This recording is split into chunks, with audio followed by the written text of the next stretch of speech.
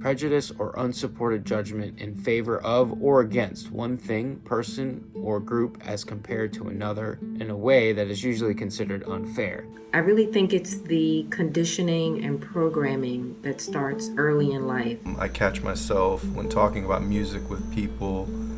I'll make assumptions on what kinds of music they'll like based off of their race, and instead of asking the question of, do you like this kind of music? Looking at the language we use to describe situations affects how other people perceive the situation and contributes to their implicit bias. So as journalists, we have a huge responsibility to not only recognize our own, but also to correct and work on ourselves so that we can help influence others to break down those barriers. The assumption that Black people steal. I've definitely experienced this type of bias.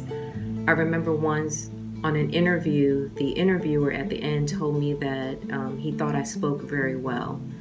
And even though on the surface it sounds like a compliment, it's definitely an example of unconscious bias. I've learned a lot about bias in the last year, especially in the wake of George Floyd.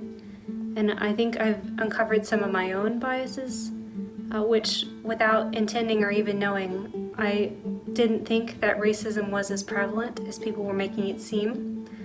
I'm glad to be working with people who have debunked that myth. We've had Trayvon Martin, Mike Brown, Eric Garner, Alton Sterling, Sandra Bland, like the list goes on and on and on. Being mixed race, a lot of people will come up to you and ask, what are you?